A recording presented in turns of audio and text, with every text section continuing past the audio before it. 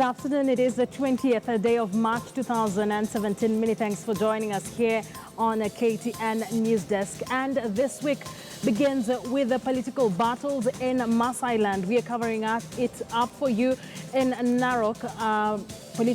Senior political reporter Chris Tyro together with Jeff Kirui covering that rally by Samuel Tunai as he seeks to be re-elected as the governor of Narok County. Chris, what do we expect from your end? Well, a very good afternoon to you. Viewers, we're coming to you live from County 033, that is in Narok County. And we've just been informed that Governor Tunai is just a few minutes from arriving here at Narok Stadium, where he's expected to launch his re-election bid under the Jubilee ticket, Akisa. All right, we'll definitely come back to you in a bit for more updates on that particular rally, as well as in Suswa, Narok West Member of Parliament Patrick Olentutu is also holding a parallel rally. But before we get into that, let's first take a look at the highlights.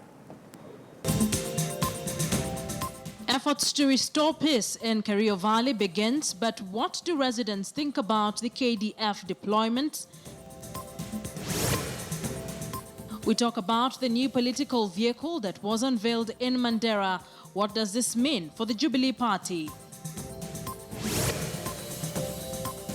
And the second annual Legislative Summit kicks off in Mombasa.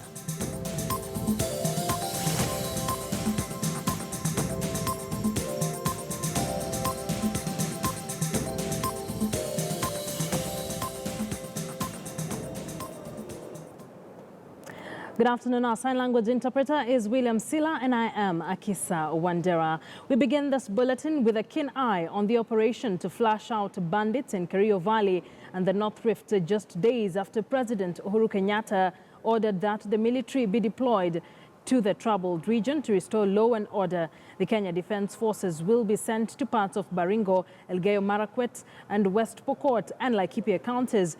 Their deployment follows bloodletting by bandits who have been slaughtering villagers at will. The attacks have left over dozens of people dead since January. Scores, mainly women and children, are fighting for their lives in hospitals after literally wriggling out of the jaws of death.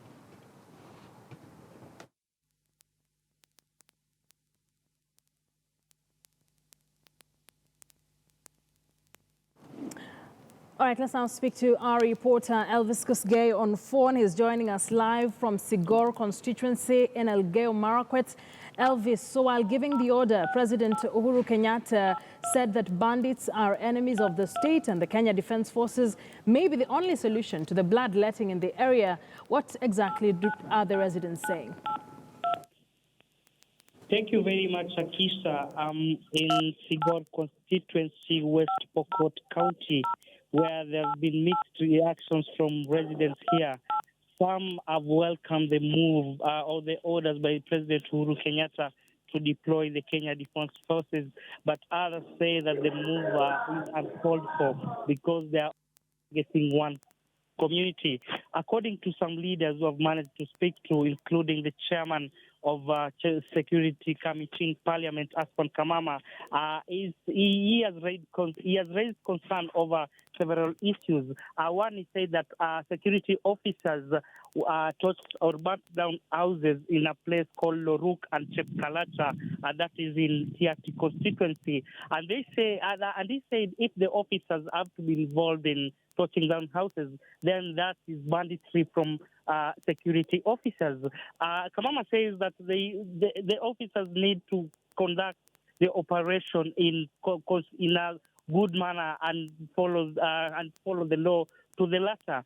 He also says that operation must have the human face, because the mandate of security officers is to protect lives and properties of residents in different areas. So he says that he does not oppose the move, but he is just raising a concern that the government should be careful while conducting this operation. Akisa. We'll be getting more details from you on that end. Elvis Koskei joining us by way of phone from Sigor constituency in West Pokot County. And still on that story, let's now have a discussion here with George Msamali, who is a security expert on some of the things that we expect to see during that particular operation in parts of Elgeyo Marakwet, West Pokot and Baringo counties. Thank you very much, George, for coming in. Elvis says some residents are happy, some are quite apprehensive. What exactly does this operation mean for them? I think we have bitter memories of these kind of operations in this country. And that is why you'll find that we have some people who are not happy about the deployment of the KDF in that area.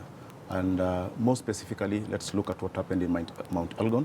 We still have people complaining about excessive use of force by the military. 1984, we had Operation Nyundo. It's captured in the TGRC report. The same with the Wagala massacre. And I think that apprehension from the people is that we have operations that have gone bad, where instead of targeting the actual people who are committing atrocities in those areas, members of the community are always targeted, and at the end of it all, we'll find that we have a massive displacement of people from these areas. And that's why you see that some of them are not happy about the deployment of the KDF. And as you've heard, we have a group of people that are saying that this operation is going to target a particular community. Particular community. And I think this is where now we're getting it wrong. So how far is too far for the KDF in that particular operation? I think when we're dealing with tribal conflict, it's always complex. It's not an easy matter. And in most cases where we've had military intervention, we've not gotten a solution. Let's take an example of America. The worst two military setbacks for the Americans, this is a well-established military group, where when they tried to deal with tribal conflict, it happened in Beirut, 1983. We lost 241 Americans. It happened in Somali, 1993. 18 Americans were killed. So when we are coming to face this kind of scenario, then we need to have proper logistics, proper planning. We should have a task. We should have operational orders that will outline the task that we're going to deal with. Remember, this is an asymmetric warfare. We are not dealing with a group of people that we know this is a conventional army. We are dealing with small pockets of bandits that are operating in a very wide area. So what are we saying? That it is tribal, it's going to be a bit complicated? This is tribal, and it's going to be it's not going to be a little bit complicated, it's going to be complicated. Because remember, this area has been volatile, not now, starting in 1968. This is why up to 1984 we had Operation Nyundo. It was not a solution. We're still dealing with the same problem even after the intervention of the military. So I believe this problem has a political solution. People need to sit down and talk as opposed to using military might in that. We have areas in Baringo County and Elgeyo Marakwet as well as West Pokot that have been declared as unsafe and highly uninhabitable. This particular operation, does this mean that these particular areas will witness a lot of force from the KDF? Definitely, that is the experience we've had. Remember Mount Elgon, we declared a curfew there. A lot of military, force was used by the military. And as we speak right now, we cannot say that Mount Elgon is completely secure. We still have the small problems because historical injustices were not addressed. And I believe this is the key thing that we need to look into. Why are we having these people trying to dominate others in that area, that particular area? Capedo has been a problem for quite a very long time. And I think military intervention is only coming in to pacify the area for a short while. This is a short-term solution, but we need a long-term solution. And the long-term solution is addressing historical injustices in those areas. People feel marginalized, and that is why they feel unprotected. And remember, when we start having proliferation of small arms within an area, we need to look at what the government is providing. Are people sure that the government is able to secure them from these attacks? No, and this is why now you'll find that communities are arming themselves. So the solution here does not lie in the deployment of the military. We are going to see so many things coming out, and probably, as I've said earlier, a lot of displacement of people, and this is not good for us. All right, George, thank you so much for coming. And George Msamali is a security expert, and as he says, the deployment of a KDF in the insecure areas in Baringo, West Pokot and Elgeyo Marakwet is not a long-term solution for the problems that residents there are focusing. Let's now focus on a political battle that is playing out in Maasai Land, and it is a battle that many say will be a three-horse race in which the incumbent, Samuel Tunai, will face off with the Narok West Member of Parliament, Patrick Ntutu, and former ICT Permanent Secretary Joseph Tiampati. Narok Governor Samuel Tunai launched his re-election bid, and our senior political reporter Chris Tairu is there and now joins us live for an update. Chris, you said that the governor is just a few minutes away from the venue. Has he arrived? Actually, Akisa, what I can confirm is that he's just a few meters from Narok Stadium, where a good or sizable crowd has been waiting for him since 8 in the morning, just trying to wait and see what he has for them, even as he continues to seek his re-election bid as the second governor of Narok County. I'm joined by Kilgore's Member of Parliament, Gideon Conchela, who is also a member of the Jubilee Party. Karibu to KTN News. And maybe just to start with, what do you expect today? Well, thank you very much. I think today is a day for Governor Tunai.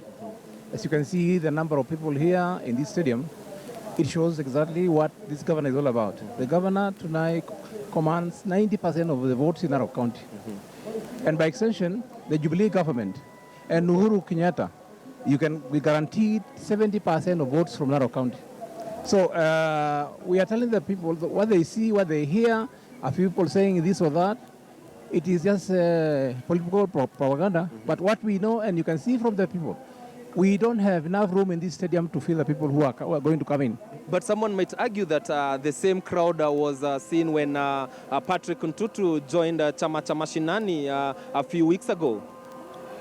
The local people go where there is politics. It does not mean that when they attend your function, they are with you. But what we guarantee is that these people are for tonight, and tonight will be the governor come the election date. There are those who argue that Ma region is an opposition stronghold. What do you have to say about it? I think that is a fallacy. It is not true. The Ma community are people who know what government is all about. They have never been out of government. They are always in government. And the Maasai community will never be out of government. So these are the people who will vote for Uhuru. And not just here, Kajiado, Samburu, and all diaspora Maasais, whoever they are. Yeah. My last question will be, when do you expect, since the passing on of the late Mzee Ntimama, the Ma leaders, you had promised that you'll be meeting and seek or appoint or elect someone who will take over the footsteps or the shoes that Ntimama wore as a political kingpin in the Ma region. We've not seen that. What's happening? I think there's a total misconception. The Maasai community are not a conglomeration of one tribe or whatever it is with a chieftain. We don't have. All these communities have their leadership. And the leadership meet through a democratic process. They discuss together and agree on issues affecting the community. And we have structures of leadership right from the chief right down to the youth, even the women. Yes. So the Maasai are totally different cultural group. Whose value and whose actions are totally different from other communities. Okay. Yeah. Okay, thanks a lot. Okay. Now, I'll be joined by a former member of parliament for Narok South, Ole Langas. Tell us this time round, which seat are you garnering for? Thank you very much. This time round, I'm going for the Senate on a Jubilee ticket. Yes. The politics, we remember that you are a fierce member of ODM, but you jumped ship, now you're in Jubilee. I've since left ODM. Yes. Now I'm in Jubilee. And the politics is what you are seeing now here. Okay? We, the Maasai, against the propaganda that was there. I think we can try this one later. Okay. I'll let you guys so that you go and...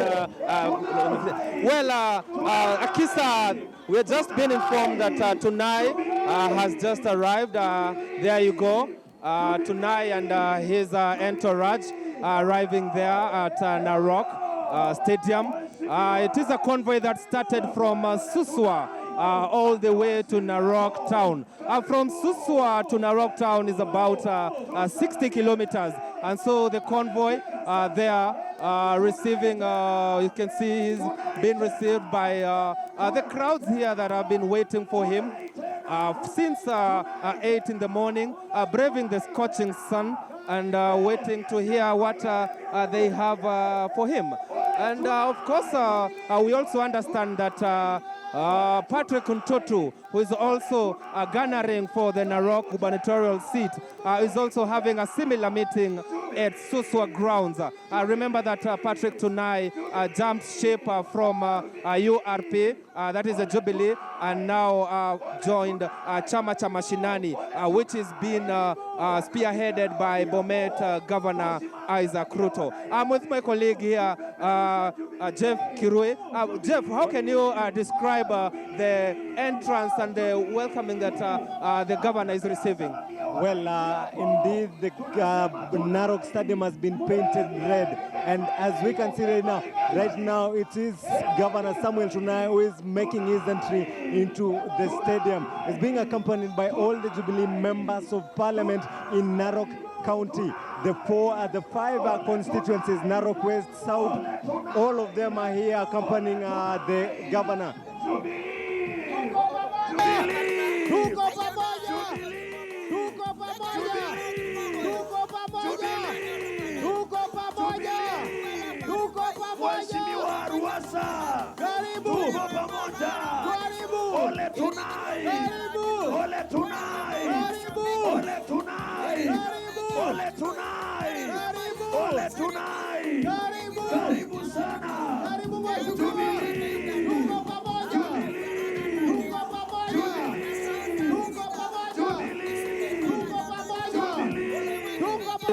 For him to address them. But what we know is that there's no high-profile politician who has been invited for today's launch of Governor Tunai's re-election bid. But what we know, of course, is that it is going for that seat under the Jubilee ticket. What we know, of course, is that there's no competitor who is also garnering for the Jubilee ticket and the Narok gubernatorial seat. And so it seems that Governor Tunai will get a direct ticket. Akisa. Chris, thank you very much. We'll be coming to you in a few, but from the scenes we're getting there from the Narok Stadium, as Chris says, Governor Tunai has just arrived at the Narok Stadium to address the crowds there that has been waiting for him for hours.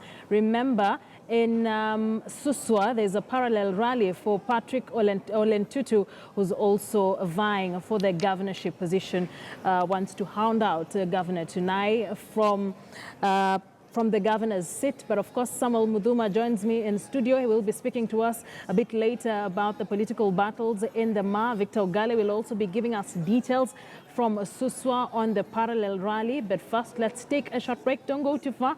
This is KTN Newsdesk.